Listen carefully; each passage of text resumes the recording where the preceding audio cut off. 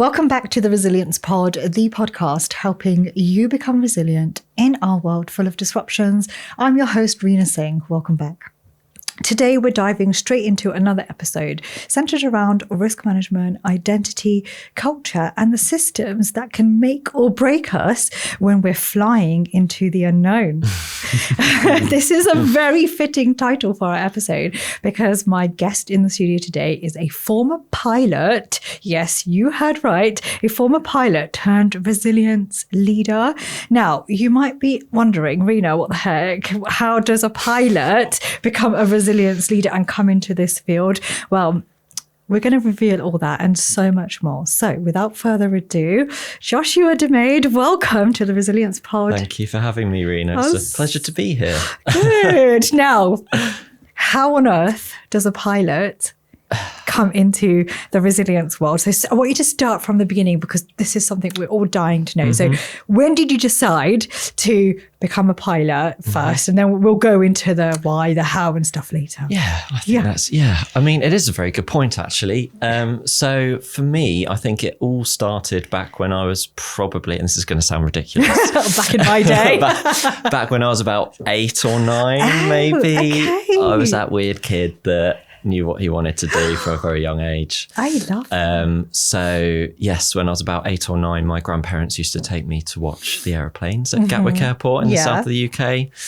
And then weirdly, I got into this program called Air Crash Investigation. I don't know if you've heard of it. No. It was obviously all about air accidents. Yeah, that and sounds fascinating. The interesting thing was it wasn't just about flying. There was an awful lot of sort of aviation risk and resilience and sort of root cause analysis in there. So as some 12-year-old kid, I was watching this and then going, oh, this part of it's really interesting as well. So that's potentially where my early sort of interest in risk and resilience came from. And then I was working at weekends as a teenager to fund my flying lessons. So I did my private pilot's license while I was still at school, flew solo at 16 and then had my license when I was 17. So we used to go flying after school with some friends, which was quite weird. I mean, what a hobby to have. I was just going to be a pilot. Yeah. I sort of look back now and think, oh, what must the parents have thought of those children? Because we were children at that point. Yeah. And then, so then I left school and went into my flight training, did a degree alongside that as well. So yeah, that's kind of the background. I absolutely love that. And look, I just want to ask a question that we haven't discussed is when you went in the aeroplane and did your first flight at 16, you said? Yeah. Yeah. How did you feel? Well, I had my parents on the ground and I don't think my mother has ever hugged me quite so tightly when I returned back to the ground. So, talk about risk. Shove a 16-year-old up there by himself. But yeah, no, it was good. Okay. You're naturally a risk taker. I love that. Yeah. Really interesting. That is kind of, when we think about, how does a pilot become a resilience risk professional? But you've just given us a whole insight very quickly that actually is rooted in that. And I'm going to focus on that in a little bit. But I want to go into kind of the aviation mindset a little bit because you've been watching these investigations since you were 8. You've done lots of flying. By the time you're 16, you've done your first solo flight. Love that. And when you started doing this quite regularly, flying, was there I'm talking about like systems and stuff like that. Was there a moment where you thought, gosh, I need to really rely on myself and my own skills to save me? Because it's quite a high risk job flying, or is it at first? Well, in answer to that question, yes and no, I think, and we can touch on it in a little bit, but you could say flying through the sky in a metal tube at 500 miles an hour is quite risky, to be fair. Yeah. However, we have done an awful lot of work in de-risking that. And obviously now it's incredibly safe because of a lot of this work. So you mentioned systems. Yeah. When you look at systems, I think you can sort of split that into two. You have sort of systems in terms of the technology that's there that, we've had a lot of advances in technology over the last even couple of years, let alone 40 years. but also the system in which you operate in. So processes, procedures, that sort of wider organizational system that you operate in or are part of. So for me, and definitely in aviation, and I think something that other industries can think about is that it's definitely a combination of both those systems that are designed to protect you, but also those human skills that are there to, enhance your risk awareness, enhance your, personal skills to be able to deal with uncertainty in the role. So it's definitely a combination of both, I would say. So many similarities to designing a resilient organization, right? But probably aviation does that a bit better. But we will touch on some of this a bit later. I want to talk about in aviation, so in general day-to-day businesses, when you make a mistake in sort of a corporate world, you feel almost like apprehensive, a bit afraid of the circumstances. We're humans after all, but in aviation, human error is inevitable. Why do you think most industries still treat this as a moral failing? Or do they, first of all? I think it depends. Do you know what? I don't necessarily think it's down to the industry. I think it's down to the organisation. Right, okay. In aviation, we had no choice, to put it bluntly. 40 years ago, 50 years ago, we were essentially killing too many people and something had to change. And while technology was advancing massively, post-World War II into the jet age, we were still having these accidents. So the industry approached NASA, the space agency, in their sort of aviation field to do an awful lot of research into why were these incidents still happening. And they pinned it down to the fact that there was a load of untapped sort of risk awareness within that human piece. So we realized that something had to change there. So they brought in, types of learning. So how can we almost quantify a way of understanding how these human beings work through competency and through culture? So you mentioned about not being afraid to speak up. That was a huge part of it because we all make the same mistakes. If only we knew what everyone else had done, maybe it wouldn't happen to us. And it's that principle that we carry even today. If something happens when I'm flying, I will report it straight away because my colleagues can learn from it, the company can learn from it, the industry can learn from it. And literally it's a matter of life or death potentially. Less so now, to be fair. Right, I mean, we even report minute things. Because it all gets fed back to a central database and the airline can learn where those vulnerabilities are and then we can close that loop. Okay, so fascinating. I'm learning so much about aviation from a real life pilot. Absolutely love it. It's really not that interesting. Yeah, it does sound fascinating. I meet the most amazing people, so glad. Now, pilots, when we talk about, I'm going to give a bit of context to why I'm asking this next question. If I think of my day job and we're doing this podcast, it's not exactly high stakes, is it? In environment, you might be sweating in the background. But generally, when we compare it to aviation and being a pilot, flying a plane, it's not as high stakes because it's structured. It has that environment shaped the way you think about making decisions and risks, bearing in mind you've said earlier at the start that you've always been a risk taker. Yes, I mean, it definitely has shaped the way I sort of make decisions and think about risks for sure. I wouldn't say, yes, risk taker, but almost considered. When I'm driving into work and I'm flying across the Atlantic, sometimes overnight if it's on the way home, you are thinking about those what ifs. What impact can I have today? What impact could I have to deal with today? So if I'm flying across the Atlantic, I'm thinking, what's the weather like? Are we delayed? Are there any technical defaults with the aircraft? If we do get away on time, and we have to divert. Where are we going to divert to? What's the weather like in those destinations? So you're sort of thinking about risk ahead of time. You're almost creating that space to be able to think about risk ahead of time. Okay. It's naturally those sorts of things. Yeah. And so I sort of take that mindset with what I'm doing outside of my flying life as well, in sort of other professional realms. So I like that. I try and sort of keep that as a mindset. Really? Yeah, really interesting. I feel like I'm really getting in. You're going to be sweating by the time I finish asking you all these questions. Your flying career then, because it's been so ingrained in you since you were a child, has shaped much of your worldview, I guess. But then everything changed. Almost overnight because of COVID. Talk to me about that. Yeah, I mean, let's be honest, 2020, COVID was rubbish for everyone, wasn't it, really? Yeah. Talking about personal resilience, I think we all needed a dose of that during that time. Yeah.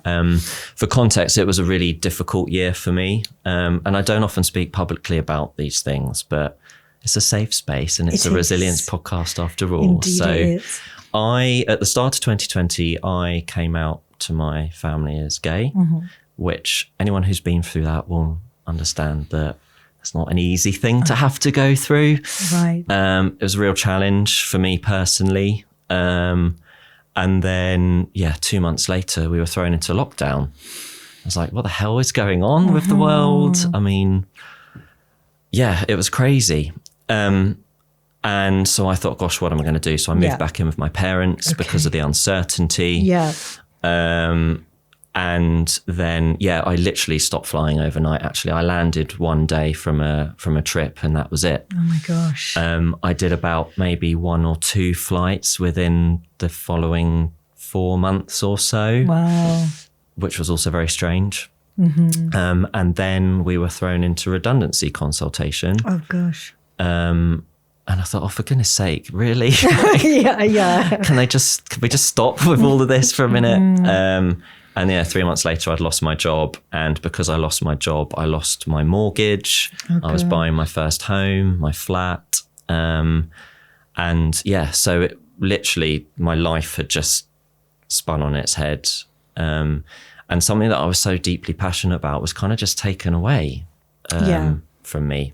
So from a resilience point of view, it was a real journey to go on during that time. So much internal life changes, right? You're like your identity, you're sharing who you really are with your family, and like your whole identity on the other side of professionally as being a pilot. It's all kind of just gone. Yeah. And you're who am I? Who are you? You're still navigating that. Your family probably navigating your news. Yeah, exactly. Yeah. I mean, I don't want to spend too much time on that because it doesn't matter. It's context. Yeah.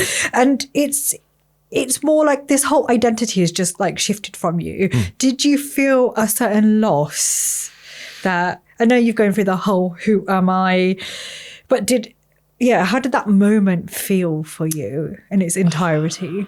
Obviously it's difficult at the time, but I'm not very good at sitting still. I was like, I have to do something. I can't just sit here and wallow away. This has happened now. Let's accept it and crack on.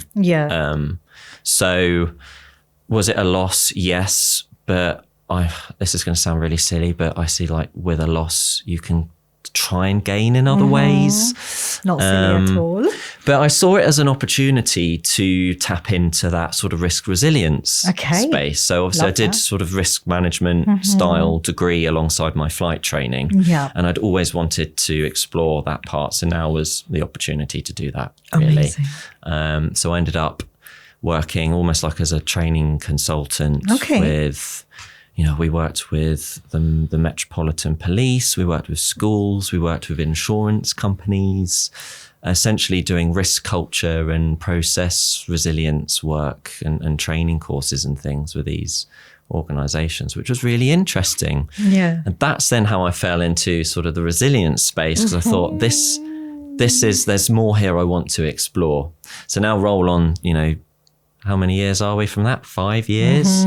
working on my new startup with my two amazing co-founders who are just brilliant. Shout out.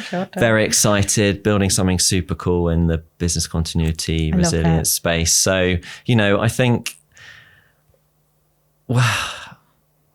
with a time like that, you can either see it as a woe is me, or you can see it as an opportunity. I think it's important to allow yourself to feel what you need to feel, but at the same time, you can still move forward with things. So yeah, that's really that's a really nice reflection, what you've said, and a really nice segue really into how you've come into that field, because it's actually your whole journey up until that time has actually made you built the foundations for what you're doing now and then your startup. So that's really cool. I like that. I want to talk more about risk now and the psychology of it, because risk is fundamentally about people as well, right? Do you think that organizations misinterpret that or misunderstand that, and it's more about process, systems? Process and systems do come into it, but people are part of those processes and systems. For context here, let's just think about what an organization is. Essentially, an organization is a group of people. I mean, the term company, by definition, is a collective group of individuals. So it can be so easy to get caught up in the whole, let's bring in new technology, let's streamline this process, you know, let's lean Six Sigma this. And it's kind of like, well, yes, that's great and important. But also when you look at operational resilience, people are a resource and an important resource that ultimately deliver business strategy, direction, make those important decisions on a daily basis. That I mentioned NASA earlier, and a lot of the studies that they did with the aviation sector. And this next bit's really important, I think, not just for resilience leaders, but any leader. As human beings, even on our very best days, we are only 72% reliable. So there's margin for error there already. Say that again.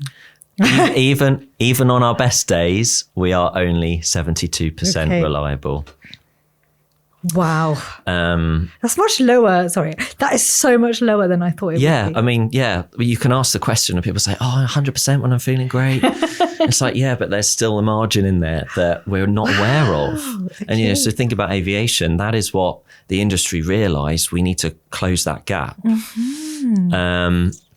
So when you put that into context, so if we take operational resilience, because I just mentioned it, take an important business service owner, for example, who, you know, they have a mortgage to pay. They have a family. They've got 2 children. They've got childcare problems. We're living in, you know, cost of living. It's expensive even to buy milk these days. And then they've had to get the train into work. It's pouring down with rain. It's cold. It's the middle of winter. They're feeling under the weather because, you know, the cold and flu goes around this time of year.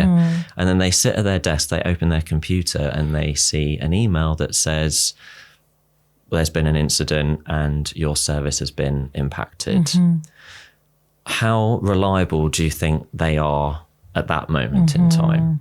What's the reaction going to be there? And then now you've not only had all of that, but you've got stakeholders and potentially regulators breathing down your neck as well. So, you know, the pressure that people are under today is huge. And we have to remember that we're not perfect. And that's something that aviation really tries to think about to protect us more and have a think about that. And definitely from what I've seen, I feel there's a long way to go in, you know, business resilience in terms of really trying to understand that piece of the puzzle, really.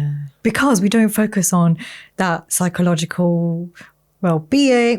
We do, but not in the way We do, that we yeah. at that deeper level, because you've just said something that, like, you've gone through all these things to get to work, and that's where that 72% fact drops to 40%. Yeah, Or like I've lived like 10 lives before it's even 9 a.m. personally for me, yes. with a child and doing all the other God, things. I'm sure. My so goodness. feel like then when you get to work and then there's an incident, it's just on a whole different level. Even business as usual is difficult, you know, dealing with all these different, like the job of the resilience professional is difficult, because not only are you having to be strategic, but you're having to bring all these different stakeholders and regulators and teams and resources together. And it's difficult. So I'm human. I'm gobsmacked by this. Like, because if you're watching or listening, did you know this about like how much you're really bringing to yourself, how much you are reliable? I've got to keep going on about this. This is just like, I just love this. I have another study for you. Okay, all right, go on. I love this. I'm not going to say it's out of date, but it was about 20 years ago. Do you know the company Swiss Re? They did a study into highly reliable organisations back in the 2000s. I'm not going to quote a date because I can't remember. Yeah, no problem. And they found that a third of an organisation's risk is unidentified because it's contained within the human element. So think about that from a resilience point of view.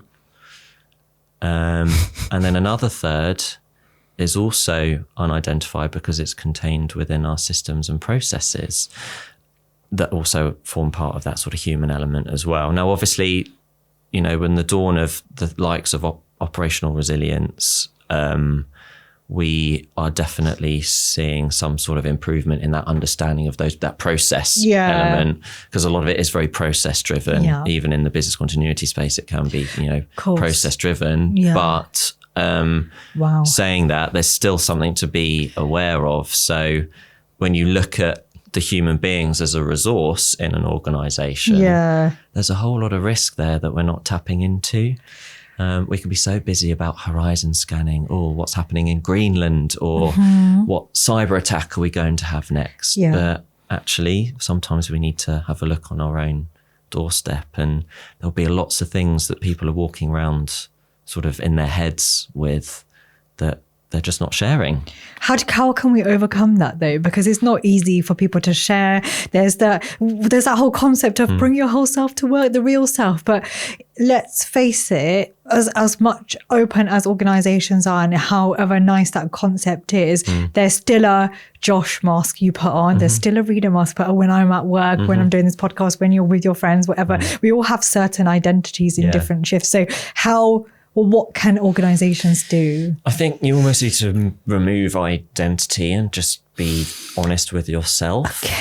In aviation, we have a term called just culture, which is where if we make a mistake or an error, or we've encountered something that we think is a risk that the company should know about, we'll report it. And it's anonymized, but that sort of central database that I mentioned before, these reports get fed into that central database, and the company and the industry can pick up on trends. They can see where those vulnerabilities are. They can understand not just the human risk, but actually the technical risk or the process risk. If we feel a process actually isn't aligned with, you know, efficiency or safety, we'll report it.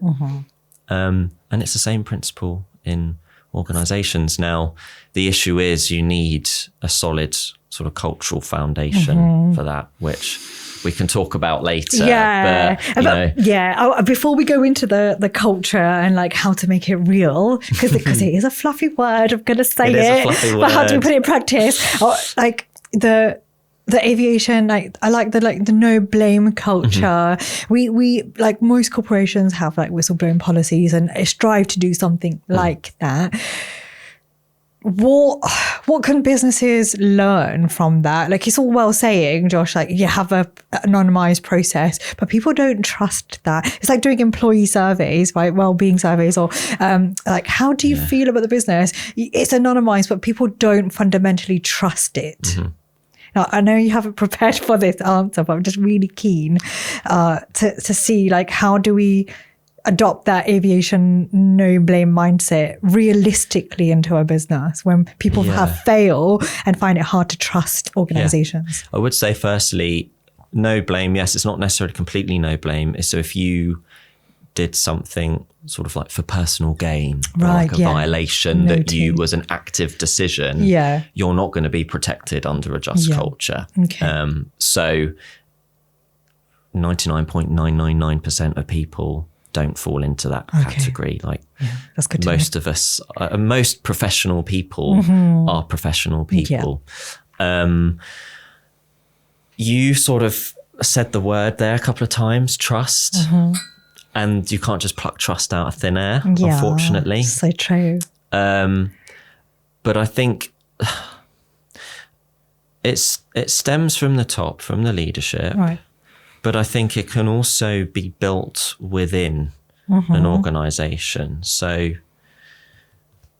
people who work for someone. So if you're part of a team and your leadership is untrusting or uncaring or almost dictatorial, how do you feel? Yeah. You're not going to tell them when 100%. Something's wrong. So true. But if you've got leaders in so many companies, there's so much middle leadership. It's down to those people in those leadership roles. Yeah. I guess, what is a leader? Yeah. It's not not trust. It's trust. Yeah. It's not telling you what to do. It's empowering people. And that's something that we see when we're flying. I'm a senior first officer, so I don't have ultimate command of the aeroplane, but the captains that we work with, they trust us and we trust them. So if we need to make difficult decisions, the captains aren't saying to me, Josh, we should be doing this. They say to me, what do you think we should do? And not only are you then motivating people and empowering people, but you're also helping them grow. They're becoming more resilient as a result of that. And I think that is something that perhaps a lot of leaders forget. Yeah. And slowly but surely, you start to build trust across the company and it starts to spread. But ultimately, you need that buy-in from leadership. I love this, because trust equals behavior as well, right? And that's fundamentally it, no matter at what level of leadership you're at. And it doesn't matter what industry you're at as well, right? Whether you're in aviation or corporate or whatever you're doing, we're doing this podcast. There's an element of trust in you sharing really what you think, sort of. I love that, because I want to translate what you've said into a real life incident when businesses are facing. And at what point do you escalate to someone more senior than yourself? And are you afraid to escalate or give bad news to leadership because of that trust issue? That's a cultural issue. That's a psychological risk issue, isn't it? It's really insightful to know, like, have you ever seen through your work that you're doing now where people in real life incidents have that apprehension to give bad news to leadership that something is going wrong? Have I seen it? Yeah. Yes, I certainly saw it in what I was doing before. I just think it depends on the sort of environment that leadership creates. I think I couldn't say for certain. I'd be making an assumption. As I said before, it very much depends on the company and the leadership. Really interesting. So, I mean, from my experience, so I do still fly part-time now. And I feel I can either talk to my captains, go to my line managers with anything, and know I'll be supported. Also on the same way, when we're at the start of our flights, on the airplane I fly, we have 22 cabin crew. sometimes 23, depending on, Okay. you know, who's coming along. Yeah. That's a lot of people. That is. And the airplane is 2 decks. We've got multiple doors, multiple cabins. We need our cabin crew to know that they can come to us with absolutely anything, because they're our eyes and ears behind the flight deck door. So when we go into the briefing room at the start of the day or the trip, we will always say to them, please, please, please, for the love of God, phone us or come and see us if something's wrong or you're not happy or you need our support. And it's the same in the business sense. I think colleagues should feel as though they're able to do that and have a safe space to be able to do that, because also we learn a lot from each other as well. And from the resilience point of view, we also learn a lot more about where those vulnerabilities are across the organisation. And I know there's problems with engaging stakeholders in the process. So let them feel empowered to be part of that journey, essentially, that you're going on. That's so insightful, Josh. And these cabin crews, is this like the first time you're meeting them when you're flying? Yeah, most of them, yeah. So you don't know, a lot of the time it's the first time you're meeting the other pilots as well. Yeah, and you know your role. And then, so in corporate world, when we're rehearsing for incidents, business continuity, crisis, we have set roles that we rehearse. I know we've talked about this before. And I want to kind of talk about that right now, because it's like making me excited. It's like, we love a good crisis. Yeah, we do. But also what I really want to get out of this, out of you, is that you have just met your whole crew, your whole team. In a business, in my day job, I know my team. I know their nuances. I've rehearsed my responses with people several times. But in a real life situation, you and the cabin crew and everybody else of the pilot in command haven't met each other. Talk to me about, like, in a situation, how do those roles work together? And like, whose role are those roles defined, or you just know you pick it up? Because how do you rehearse for something when you don't know what your role is going to be in that situation? Yeah. It's an interesting question. Yeah. So this is kind of where we come back to that system, processes and procedures, where everyone knows who they are, where they stand in an incident. It is that human element where we realize that we're operating in a highly complex environment. I mean, human beings were never designed to operate in complex environments. So likewise in business, you know, we're not meant to be doing that as, you know, original human beings. We were hunter-gatherers, weren't we? Yeah. So, and it's the same on an airplane. So in an incident, you have a set of defined roles.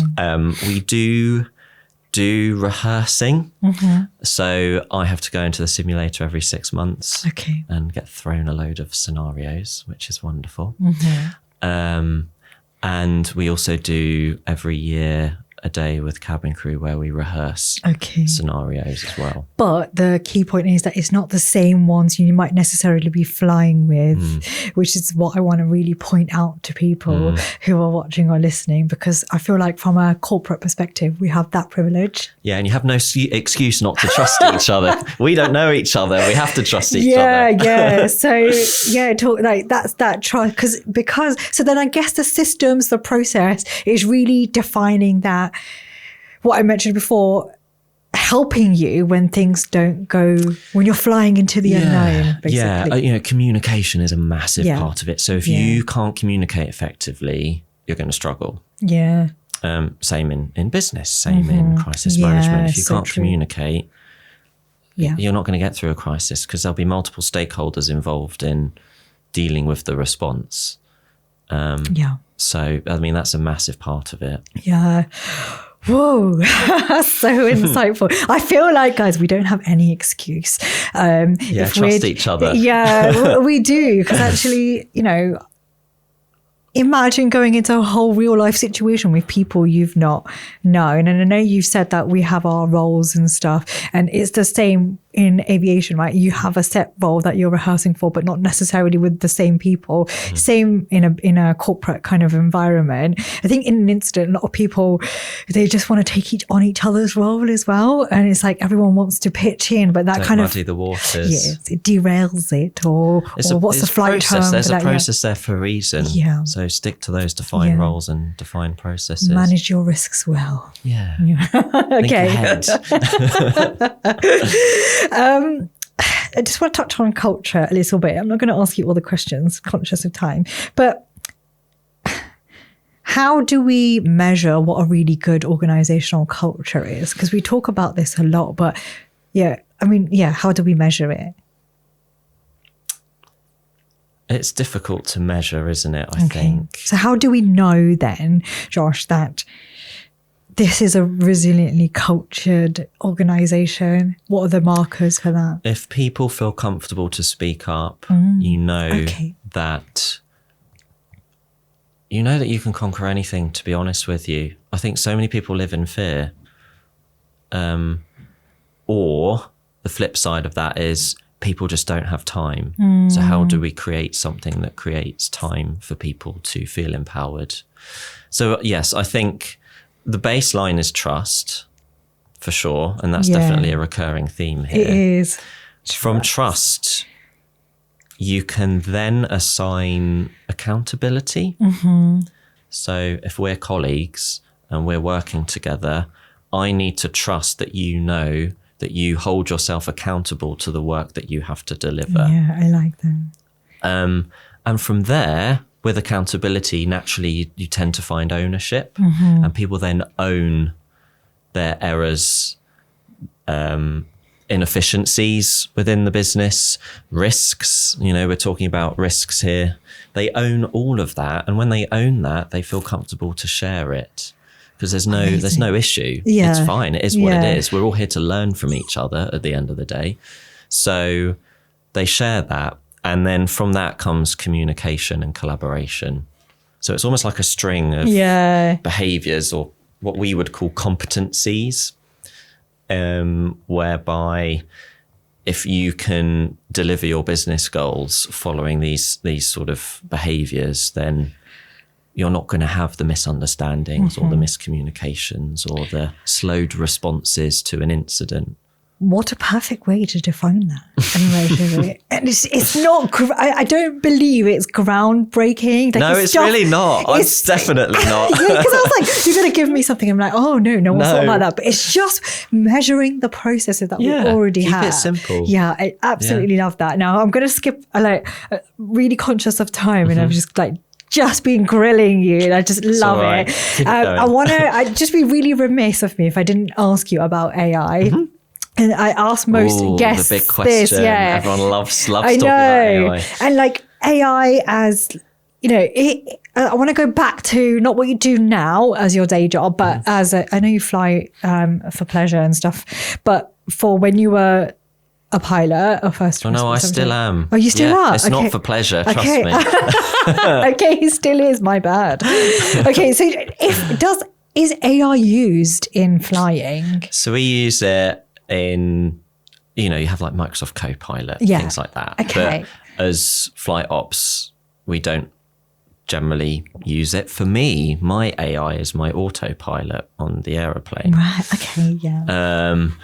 And this, gosh, I could go on and on about my thoughts on AI. Whether you want to hear them or not is another matter. But streamline your thoughts. Yeah, for me, AI is great. We just need to be careful not to overtrust it. Yeah. There's a real jumping on the bandwagon. Yeah. AI. It's going to take our jobs. It's going to take our jobs. Let's automate this. Let's streamline that. Who's going to be responding in a crisis? Is your AI going to be responding for you in a crisis? Well, a lot of people think that AI will, because they'll be able to, you put the information in and they'll give you the right response. Is that correct? But what reason is the AI using to do that? Yeah. And it can hallucinate, it can have bias, it can be, and it's never 100% accurate either. People forget that. It's never, ever 100% accurate. Yeah. Don't get me wrong, I use AI in my non-flying role at the moment, in my startup, because there's only 3 of us and we've got a lot to do. Yeah, so of course, repetitive tasks and things for sure. Yeah. But we've got to be careful not to over-rely on artificial intelligence in that sense. Does it give you that situational awareness if you're relying on AI to do that for you? Situational awareness is key, and it's one of the key competencies that we talk about in flying. And I think it's definitely one of the key competencies that we need to consider in the resilience space. If you don't understand how your business works, you cannot make an effective decision.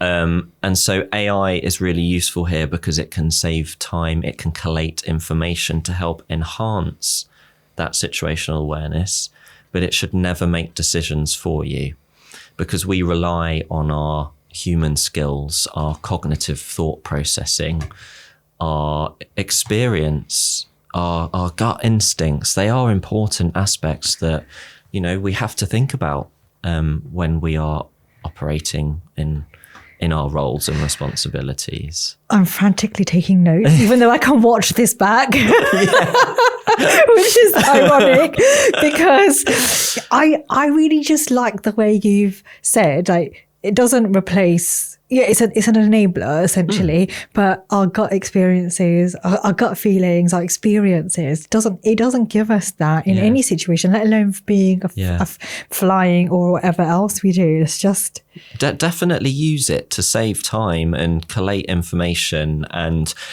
build really cool scenarios with it. Because actually it doesn't matter if AI starts hallucinating in a scenario, because the reason why we do scenarios isn't to tick a box, it's to build competence.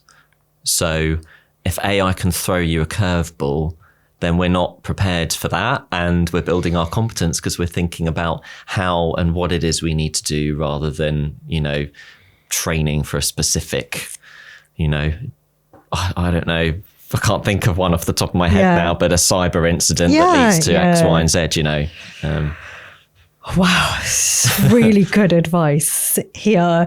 I think there's that hysteria, I think, for some people that AI is the all solution.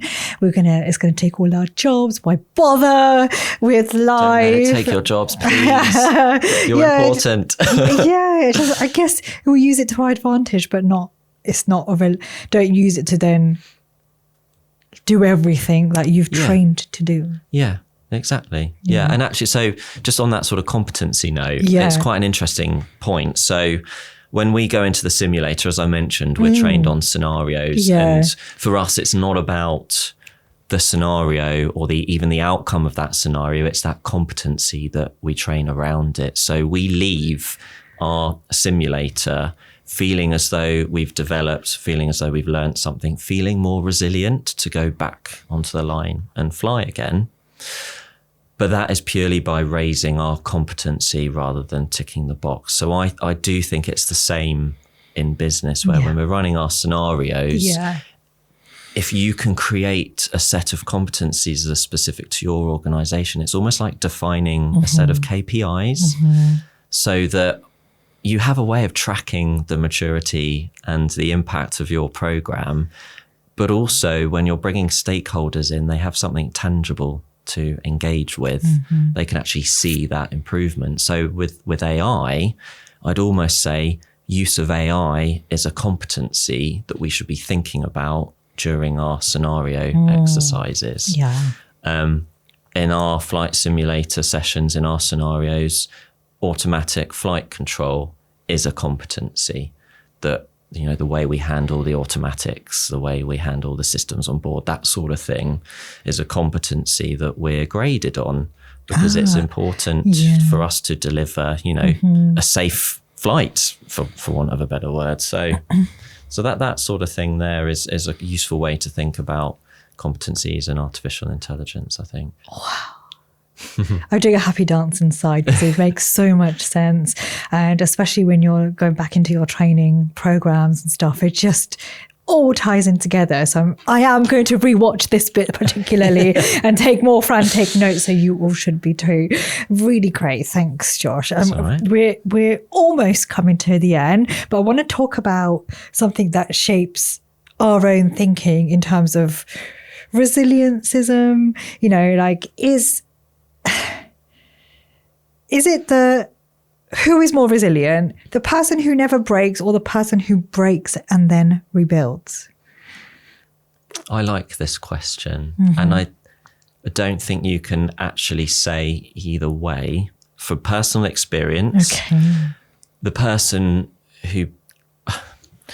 I don't think you can say the person who never breaks isn't resilient. Yeah. I think that would be unfair. Yeah. However, the person who breaks and manages to rebuild, you are becoming more resilient by design because you have been able to rebuild and grow and develop as a person.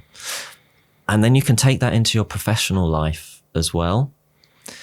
So I wouldn't say either way, but for me, that person who has fallen down, got themselves back up, brushed the dust away, bounced forward, has learnt an awful lot on the way that naturally makes them more resilient. I mean, you know, if you think about, for me, you know, going on my startup journey, you have to put yourself in uncomfortable situations.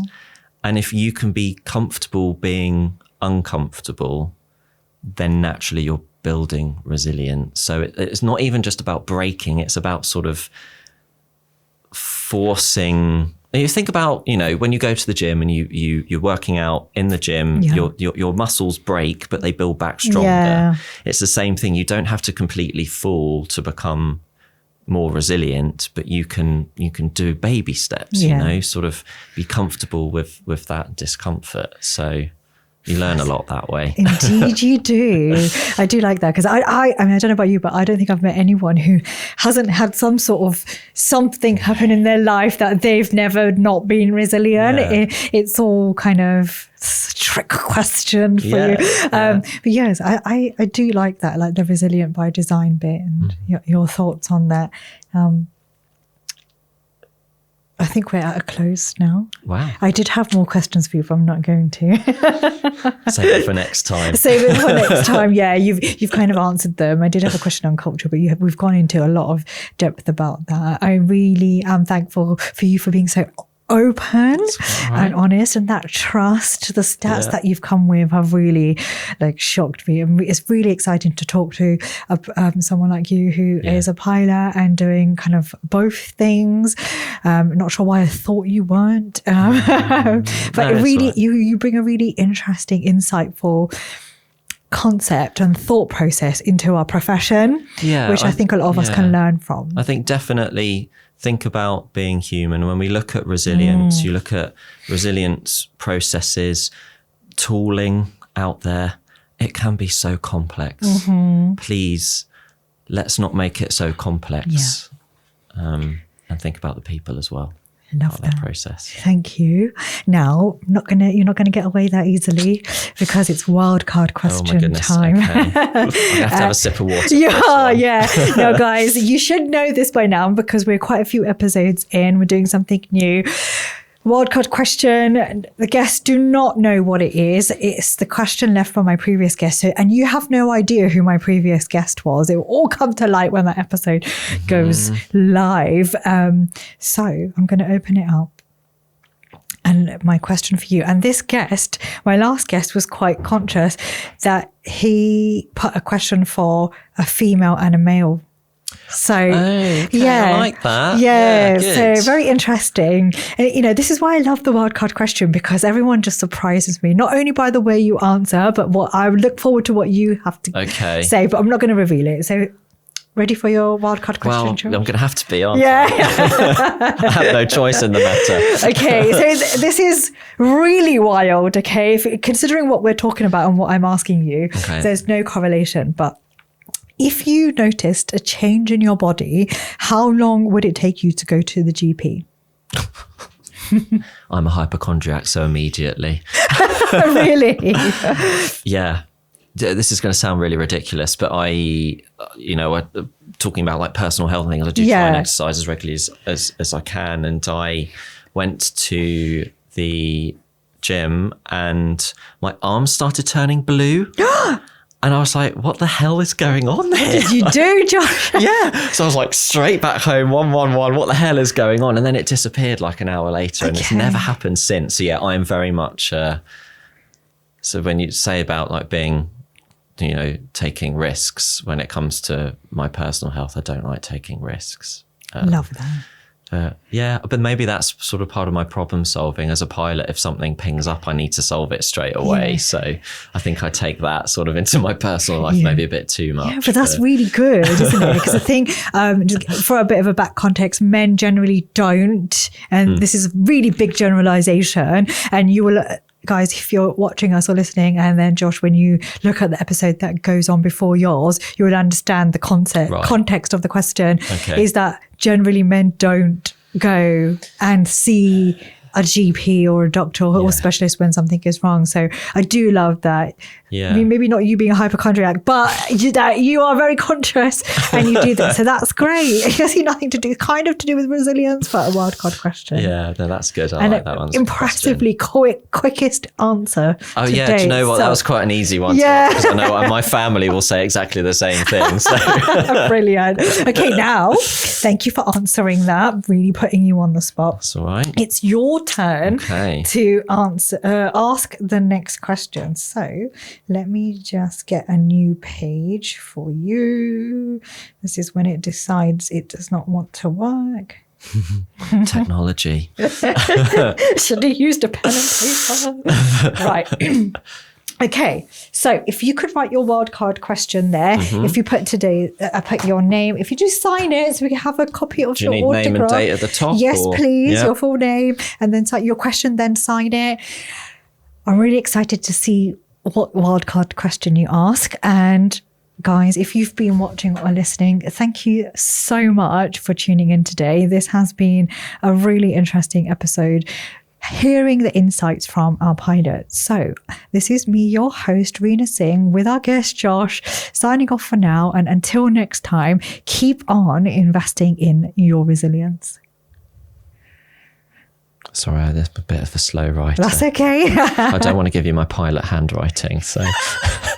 Is a pilot handwriting the same as a doctor's? Same as a doctor's. Oh, dear, why? I don't know, God knows. Okay.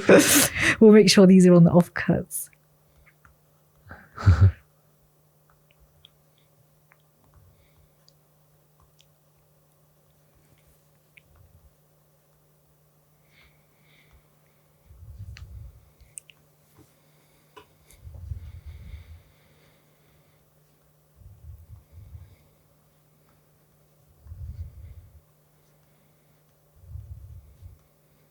Oh, that's a long question. Sorry, I told you. No, don't be sorry. I love this.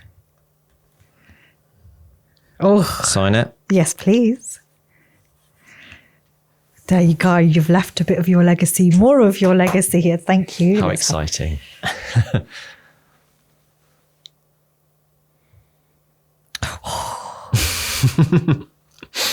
Brilliant.